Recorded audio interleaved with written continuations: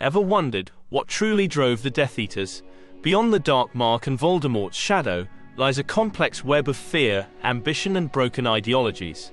Join us as we dissect the psychology of these enigmatic figures, venturing into the darkest corners of the wizarding world and the human psyche. Power, in its rawest form, is a dangerous drug. In the Harry Potter universe, where magic amplifies inherent abilities and societal hierarchies are rigidly defined, the temptation to seize control becomes even more potent. For some wizards and witches, the existing power structures feel inherently unfair, breeding resentment and a desperate yearning for change, even if that change comes at a terrible cost. Consider the pure-blood supremacists. Their ideology, fueled by a perceived birthright and a fear of diluting their magical lineage, creates a fertile ground for the allure of absolute power. They see themselves as the rightful rulers, denied their due by a ministry that increasingly embraces Muggle-born witches and wizards. Voldemort, with his promise of a pure-blood regime, becomes their messiah, offering them the power they believe is rightfully theirs. But it's not just about blood purity. For some, the appeal of power stems from a deep-seated sense of inadequacy. Perhaps they were overlooked in their youth, struggled with their magical abilities, or felt marginalized by the dominant social circles. Voldemort offers them a chance to transcend their perceived limitations, to become someone feared and respected, to finally feel powerful. This is the Faustian bargain they make, trading their souls for a fleeting taste of dominance. Fear is a powerful motivator, capable of overriding reason and morality. Voldemort understood this implicitly, cultivating an atmosphere of terror that kept his followers in line and his enemies at bay. His reign was built on fear, and the Death Eaters were both its instruments and its victims. Think about the psychological impact of living under constant threat of torture, imprisonment, or even death. The Death Eaters were not simply soldiers in Voldemort's army, they were hostages to his power. Disobedience was met with swift and brutal punishment, creating a climate of paranoia and self-preservation.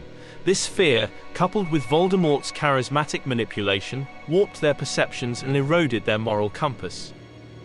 Voldemort's charisma, often overlooked in discussions of his evil, played a crucial role in his ability to control his followers. He possessed a magnetic personality, capable of inspiring both awe and terror.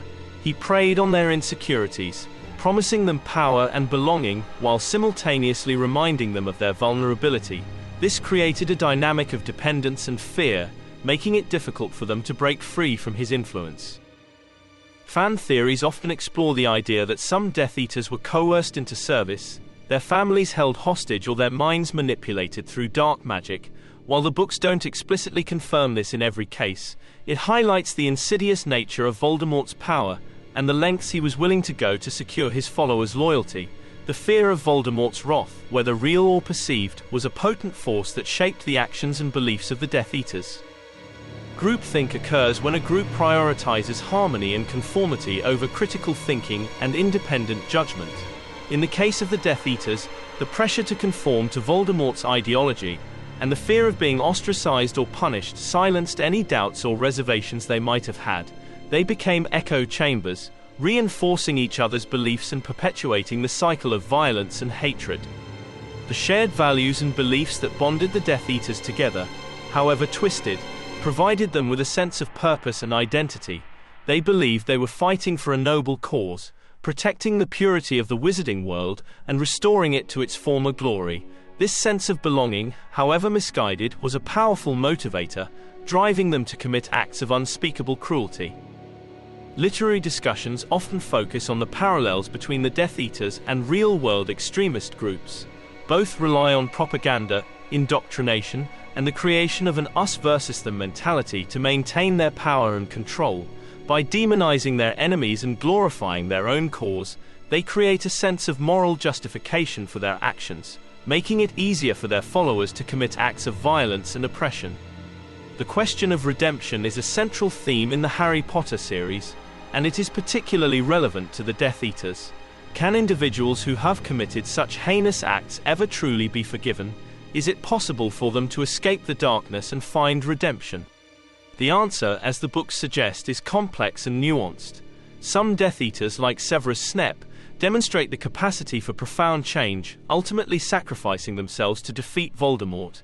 Others, like Regulus Black, experience a moral awakening and attempt to atone for their past actions. However, not all Death Eaters are capable of redemption. Some remain committed to their dark ideology even after Voldemort's defeat.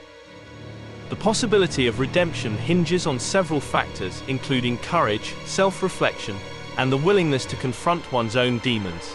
It requires a profound shift in perspective, a rejection of the harmful ideologies that led them astray, and a commitment to making amends for their past actions. This is not an easy path, and it requires immense strength and resilience. The Death Eaters represent the darkest aspects of human nature, the allure of power, the fear of the unknown, and the capacity for cruelty. Their story serves as a cautionary tale, reminding us of the dangers of unchecked ambition, blind obedience, and the seductive power of hate. However, the Harry Potter series also offers a message of hope. It reminds us that even in the darkest of times, there is always the possibility of redemption, that even those who have strayed down the wrong path can find their way back to the light. The choices we make, the values we uphold, and the courage we display in the face of adversity ultimately determine our destiny.